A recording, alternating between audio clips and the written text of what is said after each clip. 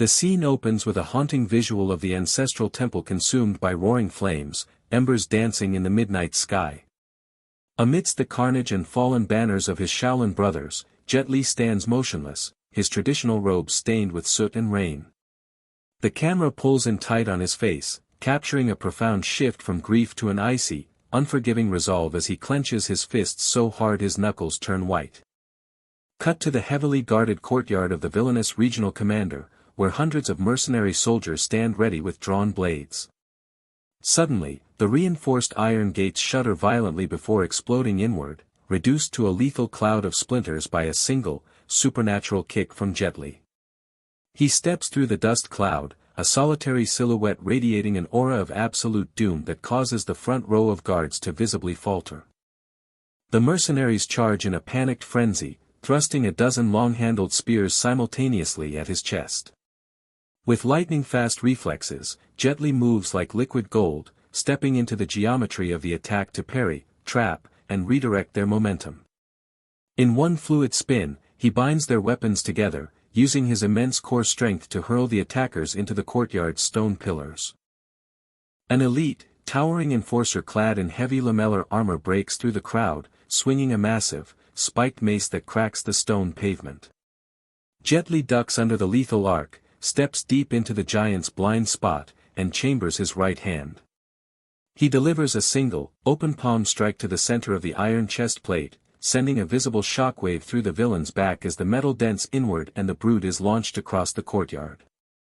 Realizing their individual strength is useless, a platoon of archers opens fire from the rooftops, raining down a barrage of black-tipped arrows.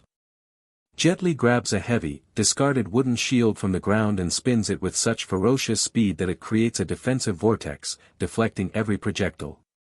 With a sharp flick of his wrist, he hurls the shield like a massive buzzsaw, cleanly severing the wooden supports of the archer towers and bringing them crashing down.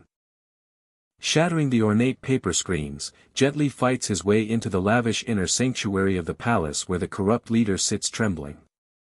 The remaining elite guards form a tight, impenetrable wall of shields and spears to block his path. Unfazed, Jet Li uses a series of dazzling, gravity-defying wall runs, flipping directly over the defensive formation to land squarely in the center of their ranks. Surrounded on all sides inside the narrow hall, Jet Li utilizes a series of short-range, devastating elbow and knee strikes to dismantle the inner circle of guards.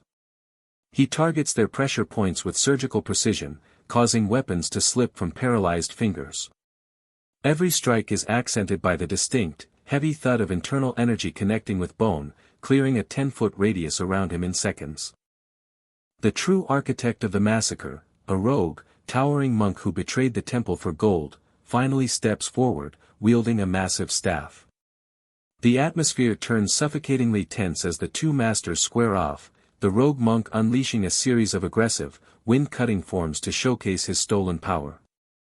Jet Li simply lowers his center of gravity into a classic, steady horse stance, holding out a single open hand in an invitation to duel. The staff strikes down like thunder, but Jet Li evades the crushing blows by mere millimeters, his movements a blur of perfect evasion. He uses the soft palm techniques to catch, redirect, and slide along the wooden shaft of the staff, neutralizing the weapon's reach advantage. With a swift twist of his torso, he strips the heavy staff away, snapping it over his knee with effortless power. Terrified and weaponless, the evil monk attempts a desperate, dishonorable hidden blade strike, but Jet Li anticipates the move perfectly.